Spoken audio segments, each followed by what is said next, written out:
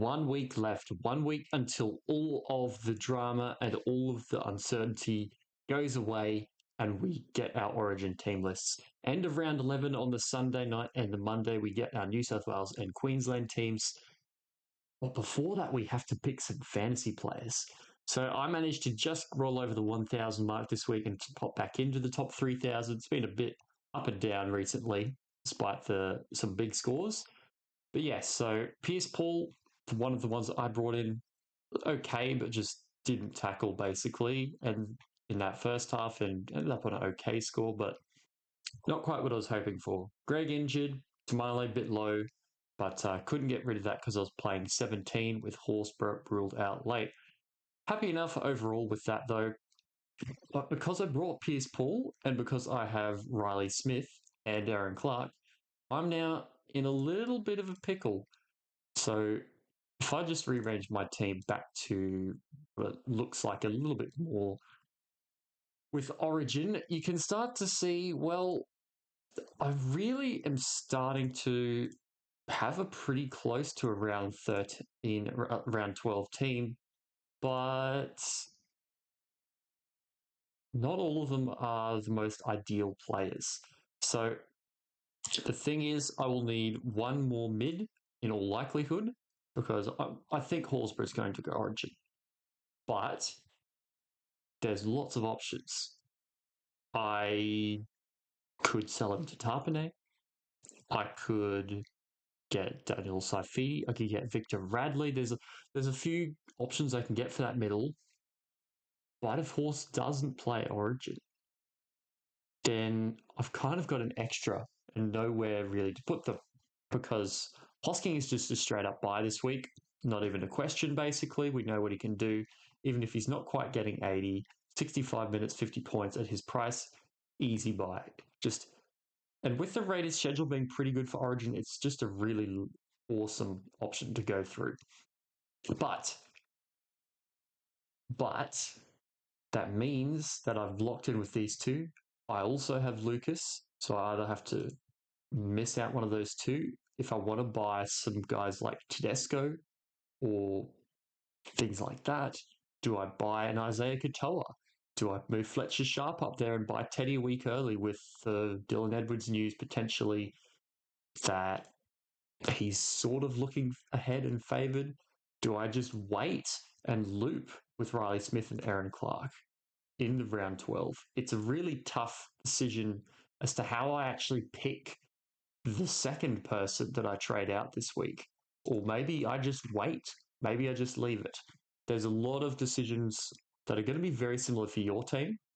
Maybe not with the Riley Smith, Aaron Clark duo, but maybe it is the Aaron Clark, Chastavanga duo. Maybe it is the Connor Watson, Aaron Clark duo. You're going to have, if you have another hooker other than Aaron Clark, you're going to start to be stacking up on these mids and you're going to want to buy some really good ones.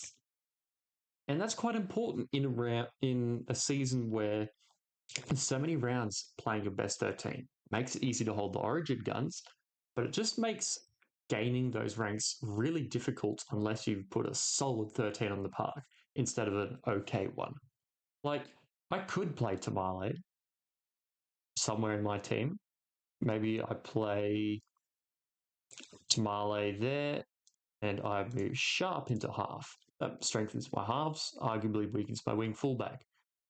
But I don't really need to do a lot. All of these players are really quite good.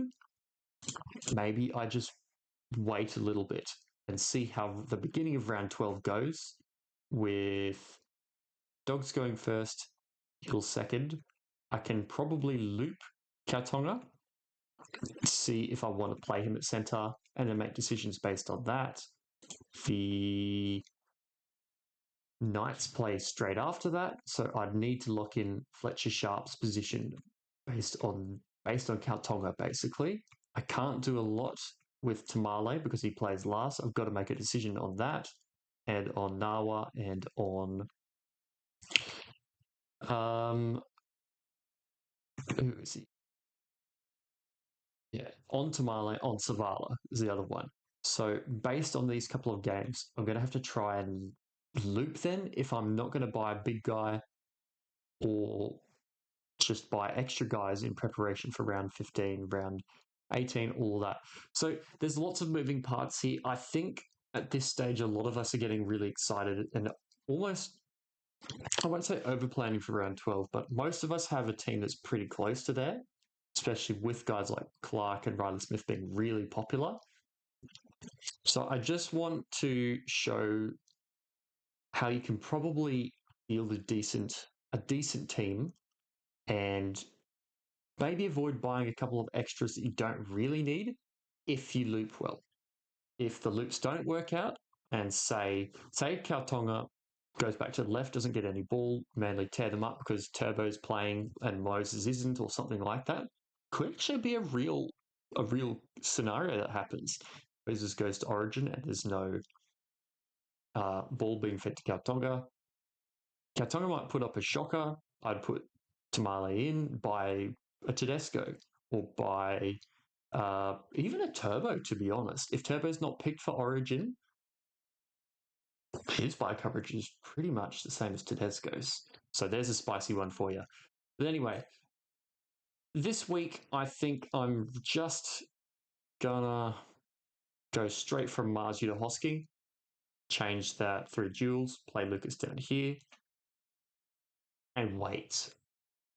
The only other option I think I would want to do in my team at this stage is get Lockie Hubner out, because all these other guys, except for Munster, I'd say, are fine to have in my team for the next while for them to peak or sell as an actual origin gun. So it's a bit of a nice situation I've got this week being able to field so many players, but we'll see how that ends up turning out with guys like Hubner definitely not playing in my team this week. They could, maybe Hubner goes to Piakura. Maybe I get on King Togia. Maybe I get on Loco Pacifica Tonga with Toby Couchman's injury. But there's a few things that can change and can happen throughout the week anyway. And who knows, the Origin teamers might throw up some real shockers. So let's just start with what we know. Now, no Thursday game because the Women's Origin 2 is on Thursday.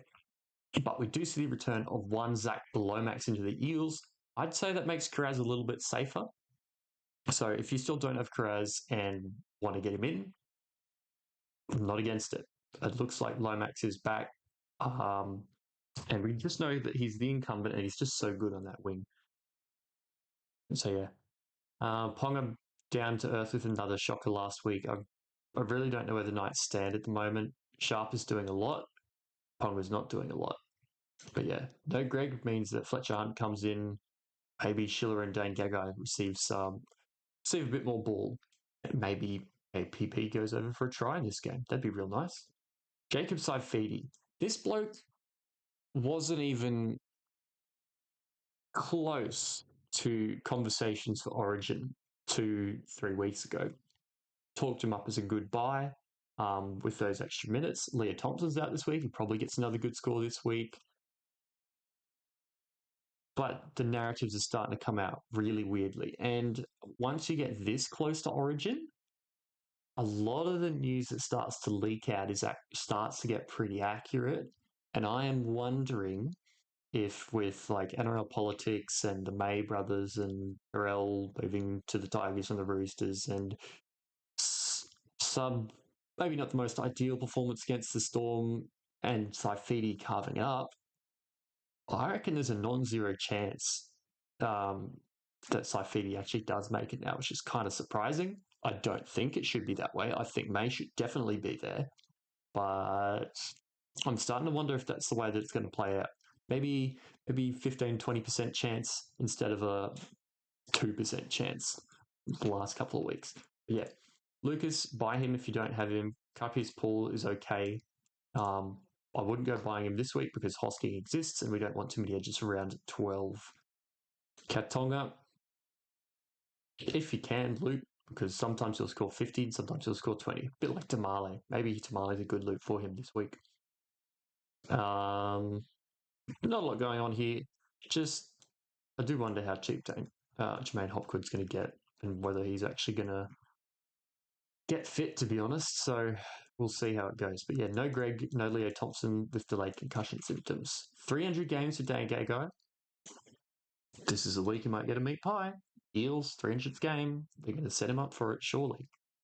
Anytime try scorer, maybe.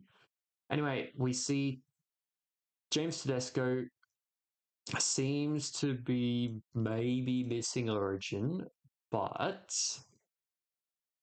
the thing with that now that I didn't really realise until I was talking to Jay-Z today and a couple of the others, his schedule come out is pretty shocking. So Canterbury, top of the ladder, into Cronulla, into Canberra. That's 3 top 4 teams. 3 top 4 teams. And against the Sharks in the Origin week, when the Sharks don't really lose any people, and the Roosters probably lose Leniu, maybe Collins, and Watson, in all likelihood. I don't know if Teddy's going to be one putting up a massive score, to be honest. So maybe Teddy becomes a round 15 bye instead of a round 11, round 12 bye. But you can't deny that he's just James Tedesco. He's just James Tedesco, and his schedule is perfect. There's very little reason not to buy. The only reason I wouldn't is if you've got the wrong setup for your team or a little bit worried by that, plus that Cronulla matchup in that weakened Roosters outfit. What does he score against the Sharks? Like, I really love this new filter by opponent. You can see if they carve up against him. Generally doesn't do too crash hot. He had a good game in 2022. There's probably a couple of finals games in there somewhere that aren't concluded in fantasy because they stop at the end of the regular season. Okay. So Nawa, I was a little disappointed with last week's. With 2 tries, he didn't crack 50, but I mean, I'll take 45. If you still have Sandon,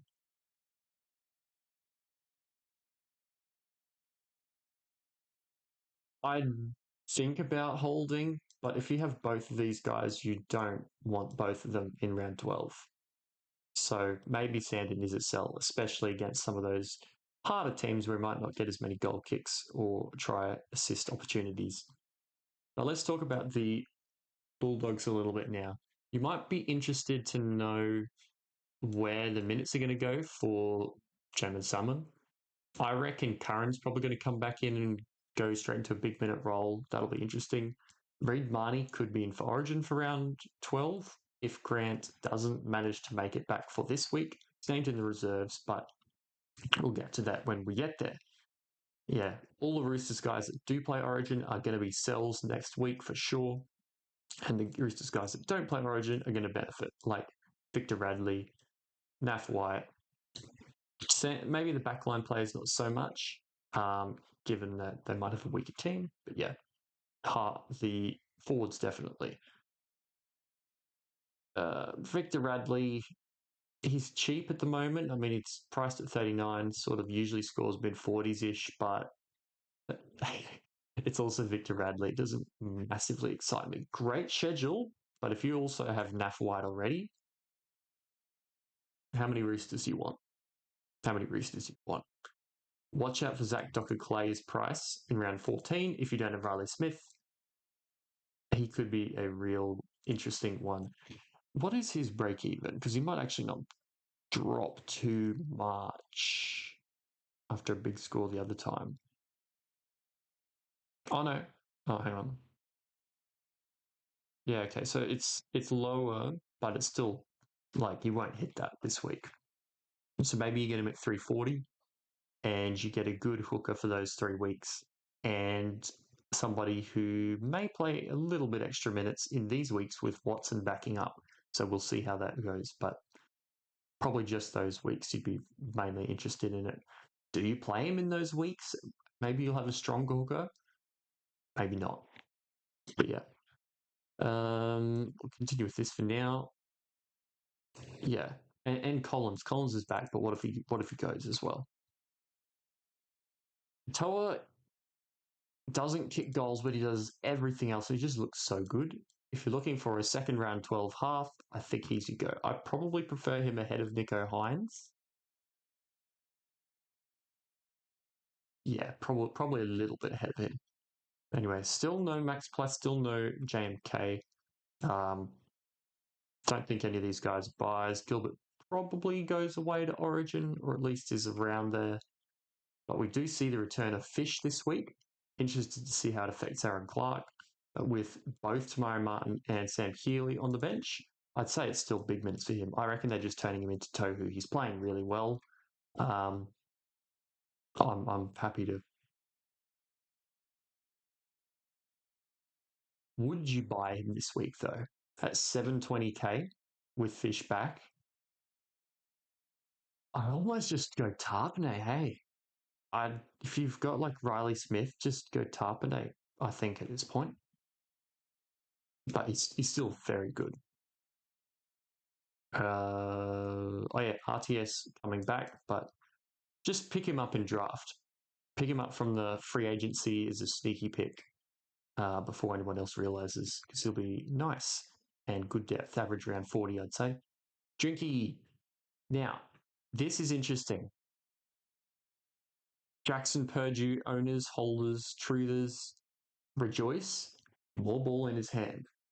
I'll be interested to see what it means for his scoring, but I mean, if he's that highly rated and they're dropping Clifford, I mean, he's got some reserve grade stats in the halves, scored a few tries, but it's pretty good looking. I don't mind it. But Purdue and Dearden aren't humongous kickers. I just love this for Scott Drinkwater. This could be Trell Water from 2024. He could be kicking 300 meters a game, kicking goals, tackle breaks, line breaks, tries. That's pretty much, he's going to have pretty much every tool in an elite level for a fullback, except maybe a couple of fullbacks do better at tackle breaking and offloading. And that's it. Get Drinky in if you don't have him. Nanai's going to go to Origin probably. If you jumped on 3 or 4 weeks ago, you've made 100k. That's very nice. Jazzy Jazz. Do you like Jazz? Not anymore, because he's at hooker. Gerbo goes back to 13 and the debate is over. I still think he's going to score fine, but the thing is, I don't really know if I'd want to play him in round 12. Well, maybe round 13, but like, do you really want to play a 35 as your starting hooker this week? Next week? I don't know. I think he's fine to hold and just see what he does. But yeah, a bit yuck. Garrick had a bit of a down one. Well, Iro kind of really, really stood up to him last week. But Garrick's still fine. The duel's really handy, and he is excellent coverage. Don't know if I'd rush out to buy him, though. I almost would not rush out to buy this bloke, but he's... How much cheaper is he? Garrick is... Yeah, Turbo's 100k cheaper than Garrick. Got a high break even.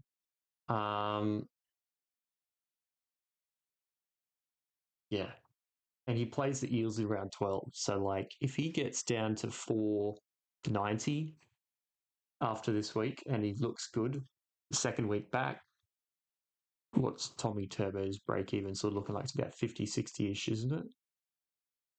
Yeah, there you go. So it's still really high after coming back from injury with some low ones as well. So I think you're going to get a sub 500k Turbo.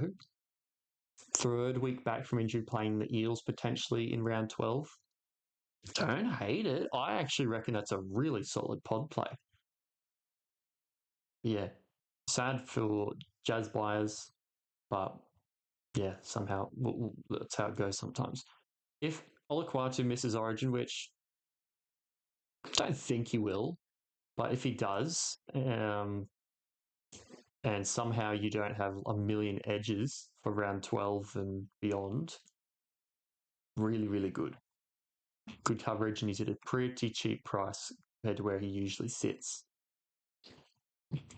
And the Sharkies, KLR just continues to get it done. Problem is, we've got like 6 centres that are equally as good this year, and a bunch of them have dual. Hines is pretty good, but I would not buy him against the Storm this week. Munster finally hit another good score, which is great. I'm still probably looping him because he was on about 13 at half time. He's just, he doesn't have the consistent points gathering that he has in previous years. And I don't think he's a keeper. He was going to hit big ones like that. But I mean, the Tigers got flattened 64-0. What do you expect? Hughes was great. Munster was great. Papenhuyzen was insane, turned up. And yeah, McInnes tackled and did all right last week, but he only managed 43 in 57 minutes. So just watch out for him for round 13. I think Tarpanay is head and shoulders above now with the form that he is in, and a severe lack of Nicholson, meaning Hosking probably won't play as much middle. So there you go. Katoa, another really good edge, but I mean, there's a lot going around. I don't think I'd be buying him at this point. I am going to hijack this now because these three blokes have a special place in my heart for last week because they did that. Thank you, my lovely Storm Spine members. That is by far the highest Supercoach score I've ever got, up into the top 1,000. I think I top scored for the Podcasters League, which is pretty close, pretty awesome, out of about 100. Yeah, really good. Captain Pappy, 180. Munster 130, Hughes 105. Together they made 588 for the three players, which crazy. Love it. I'm probably going Nicholson straight to Hosking, and then I'm going to see. Like, I'm not super low on trades, but I'm a little low. I might sell Munster. Munster lives another day after that score, to be honest, and he's kind of more fine in Supercoach than he is in fantasy. Greg, I'm going to have to figure out what to do with. Might just do that next week, though, and see, because I've got 4 good ones already, and also Toya. So, yeah, see how that goes. But, yeah, back to it. Bronx v Dragons. Tell you what, I don't know what the Broncos are doing anymore, to be honest. I think they need. There's a few teams that have a bit of a soft underbelly at the moment. I've never seen so many 14, 20-point comebacks in a week. That was insane. But there will be some differences this week. Ezra Mann comes back in of necessity because Ben Hunt ripped his hamstring. Hamstring? Can't remember, but he hurt himself pretty bad off ripped the muscle off the bone. I'm pretty sure. Walshy. Willison is named to start at edge, but that's happened the last 2 weeks, and Piakura has played 80. Now, would you buy Brendan Piakura if you didn't know any of his fantasy history and you knew that he was going to play 80 minutes at edge? Yes, you would. But he's Brendan Piakura. If you remember what he did in 2020 through 2024, he's not base price. He's about 100k up from that, but his break even is like minus 15. And he's got a few weeks before Gajewski's back. And if he's playing well, then I think he's still a go. He's going to get 2 weeks of good scores. And then even if he gets like 50 minutes and gets the last bits of those price rises out, I don't mind that.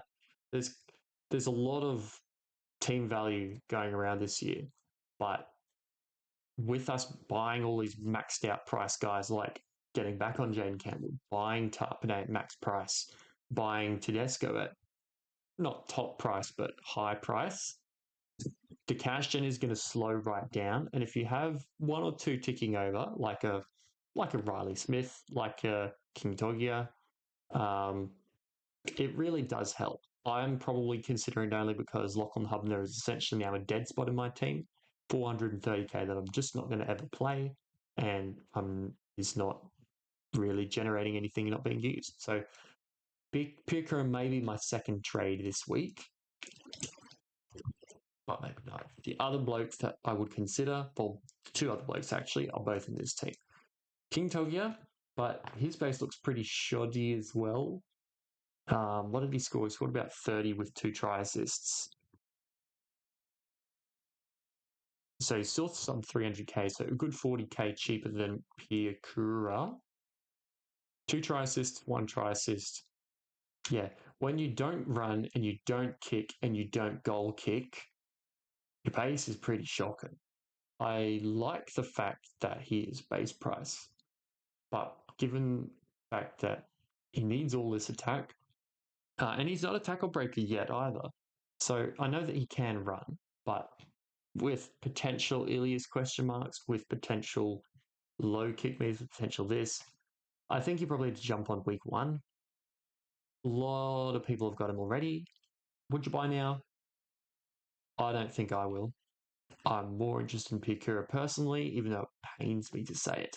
Somebody that I am a little interested in now is Loco Pacifici Tonga. Huge bloke and massively rated. I think he scored 30 also in about the same minutes last week. Let's look at what that game was. So Pacific Tonga, 29 in 30 minutes, all in base, not a single other stat to be found. 111 metres in 30 minutes. Now, Toby Couchman did get injured relatively early, but I would say Toby Couchman getting injured is pretty good for his potential minutes and chances. So, yeah, it's pretty yuck. But with our team values being quite high, and to be honest, like probably a good 12, 13 of these guys being final team options, at least if you're not selling them through injury, you can afford 1 or 2 that are going to be slow burns now, just to force the money into your starting 17. Like if I have, like, let's arrange this back into the best of order now. Pass back. Aaron Clark starting hooker. Drinkwater back there. Katonga, get out of there. So you can start to see it's a bit all over the place. Let's just put Cleary here so that I can just show the maximum efficiency best team. If this is my best starting team and I have basically probably like a Tamale, a Hubner, a Katonga, a Savala, all not playing, there's 1.7 million not playing or not scoring instead of like a couple good guys and like a couple low ones. That's why sometimes you bring in those like 230k red dots to loop with, but don't think you need to this year, considering we've used a lot of trades and we're going to have so much money. I just think that it kind of makes a bit of sense to trade having it down to one of them, and so they can rot down in that spot, slowly make 100k, and then move on, and probably never have to play because of all those 13 round potential, 13 rounds that we have over this next 8 or 9 week period. So that's where my thinking's at for these cash downs, these cheap guys. I don't know if they need to make as much money as you really want them to, because there's other options. Like Hosking's probably going to make money. Egan's still making money. Riley Smith's making money. Savala's still making money. Tonga's still making money. But the guys that aren't are kind of dead spots. And Hubner at the moment is a big dead spot in a lot of teams.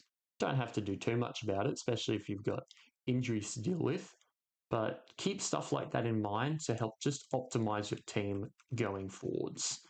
Did I miss anybody? I probably did. Captain this week? Would I captain Haas?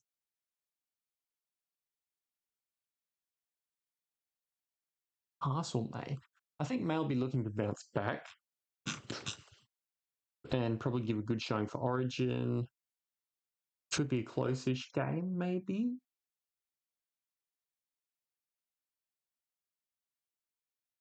Oh, look, I'm going to just stick with Haas I don't know.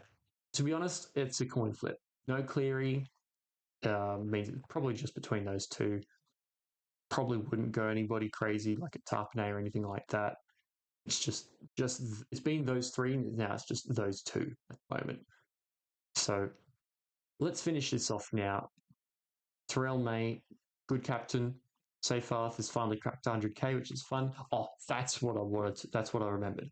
Yeah, I think Terrell May's got the edge this week because of Bole's injury. So yeah, minutes all around. I think he'll stay on for the full 80 minutes this week, and I'd go Terrell May over Payne Haas at the moment. Trell had a good one, but he just showed how unbelievably clutch he is. Like, he's so inconsistent, and it's infuriating to see how he could be just the best in the comp the whole time, always goes missing sometimes, but he showed why he is just that guy sometimes. And you can't not pick Latrell Mitchell in the Origin team as a game winner when he knocked over a 48-metre field goal like it was nothing. And even no matter what you thought of that little dig over try right at the end, it didn't affect the game result. I didn't love it. But you're keeping Latrell Mitchell in that team with that 48-metre field goal and his pedigree. So, yeah, Koloamatangi, would you buy him, though? In the middle with Aitken and Duncan on the edge. I've seen a lot of people really keen on him, especially for the later periods where the Rabbitohs, I think the Rabbitohs play both of the later. Yeah, so round 15, round 18, they both play. That's really nice. I almost prefer Aitken, to be honest, because he is like a mid-50s average edge, and he's a little discounted at the moment from playing a couple of centre games. So let's have a look at both Koloamatangi and Aitken to finish off, and we'll round out the scoop segment with that. All right, so 2024, average 51 in the middle. So Lock averaged 58, had some insane scores there. Yeah, the 100's dragging up the average, but I mean, it's going to be well over 50 without it. That's the stretch you're looking at, basically. Essentially 70, 75, 80 minutes at lock. Did he play proper all that year? Yeah. So that's slightly eyebrow raising, considering especially that he got the same minutes, much better points last week. Is prop different to lock? For Keaon, I don't think so. He's going to get lots of runs, lots of tackling, and if you get some attack to go along with that, it's going to be some big scores. So I don't mind Keaon, but priced at 47, sure. I think he's going to go a fair bit better than that. Does he keep the big middle minute role rather than going back to an edge? That's my question. And I think the answer is likely yes, but does he play this? No, I don't think he does. I think he gets 65, 60, 65, 70. Let's just say 65 to 70. If he gets 65 to 70, so that's 75, monster average. Let's do that. Yeah. Look, maybe I'm a little bit too much naysaying on Koloamatangi because he's not playing round 12, but other than that, it's a good run. It's a good run. Some hard teams in there, but it's a good run. All right, now let's look at Aitken. Now, theoretically, Aitken has played 3 games at centre this year, has played centre many seasons in his career at the NRL level, and it won't be until round 14 that they get it, but you would hope that he gets the centre duel. Him and Beau Fermor should just have permanent edge centre duel because they just play there all the time. Just one injury, oh, he's a centre now because he's just a good centre. Edge, sure, he's an edge now. So we'll see how that goes this week. But yeah, he is at edge now. That's the only thing stopping him potentially from getting that centre duel if he keeps being named to edge and they just go, oh, nah, he was just filling in because of injury instead of him just being. He deserves a centre duel. He's that kind of a player that duel was built for, in my opinion. Yes, let's actually look at the stats now instead of just yammering on about him. High 50s average this year in the 2 games at edge. If we take away that last week injury game, we get mid 50s with very little attacking stats. So, I mean, I think that's just him. What's that? 37 tackles, 110 meters, 49 tackles, 92 meters. Okay, so that was very interesting. Huge base in those 2 games, Storm and Broncos. But yeah, he had a little bit more attack and flowing freedom there. So don't expect 57, but I'd say priced at 44, you can get 8 to 10 points of value, potentially get centre edge duel, be really good cover, even if he doesn't, and be close to a final gun in your team if he's edge, and probably definitely a centre final gun in your team if he gets centre. These last 2 buys are a bit of a pain, but if you buy them around 13, I think you're going to reap the rewards quite well. So I like Aitken over Colo personally, but Colo's nice for round 15, round 18. Maybe buy both. Maybe just buy both instead. Buy Cowboys and buy Rabbitohs after round 12. So who are the ones that played both rounds from then? So the Dogs, the Roosters, and the Seagulls play all 3, so they obviously play these last 2. Cowboys do. The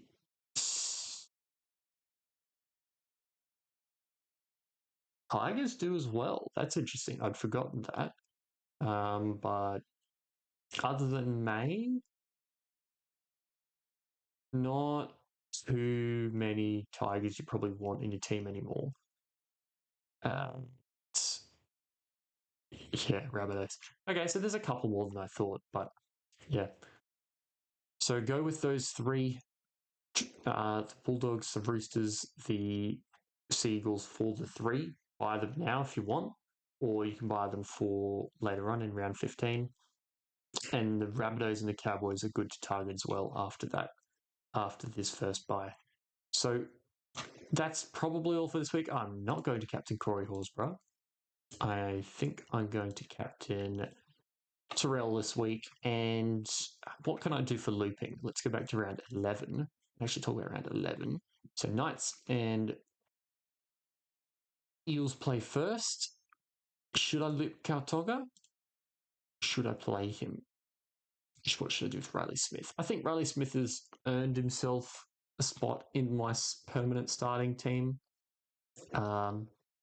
He can sit up there making 50 tackles a game and being nice. Dylan Egan with Kobe Couchman, injured, I think is just a lock for 80 minutes. He's a gun. He stays there. Half White, probably. Who else? I might see if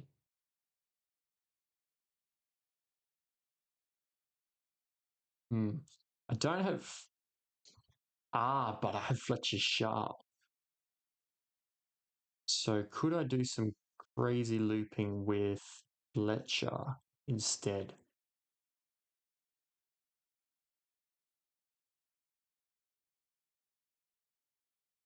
Not much. Okay, so I do have to force myself to play one of these guys. Minimum. Who do I prefer? Dogs, the Roosters. Don't love it. Raiders versus Titans. I do quite like that. Maybe I just straight play Tamale this week and loop Nawa.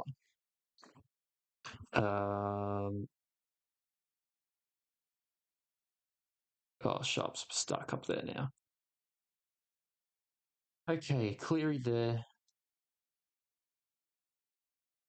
Nawa there. Puts Cleary.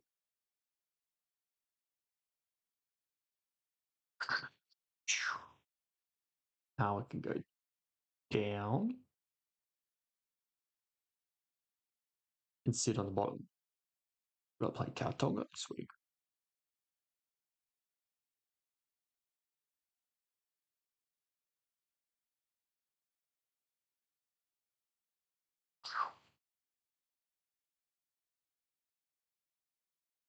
Okay, so that's how I'll run it.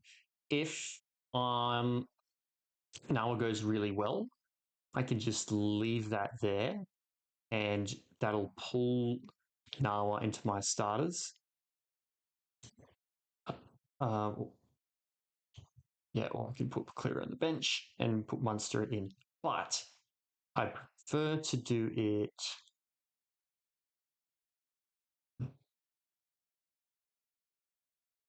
Tonga plays first. Look, there's probably not really too many good ways. I'm overcomplicating it. There's only so many things you can do with one guy who's not a dual. So yeah, I probably can just loop Munster and Tavala, or just bench loop Nawa and Kautonga or something like that. But now it's starting to get into the players are going to score 40s and 50s in your reserve sometimes, because we've just got team values around that over 13.5 million now. But this is about as high as we ever got last year, and it's round 11, which is crazy. So yeah, probably spoil it for choice. I might play Tamale versus the Raiders and figure out if I'm going to play Nawa. As a result, maybe I'd loop Munster versus Sharks and avoid like another 30, because he's good at doing that as well. Anyway, that's enough. It's starting to derail a bit. Thanks if you've made it to the end.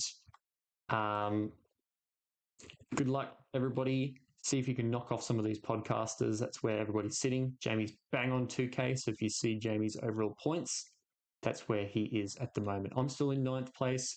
A lot of the boys starting to really push up the ranks. Lots in the top 5,000 starting to push up. And I don't know how Jay-Z keeps doing it. How does this bloke 28th after captaining Cleary that week and losing 100 points? It is insane. Just built different. But yeah, shout out to Echo Chamber boys and the JBFA boys. Mitch is here, starting to climb back up a little bit as well. So have a good week, everybody, and I'll see you in the next one.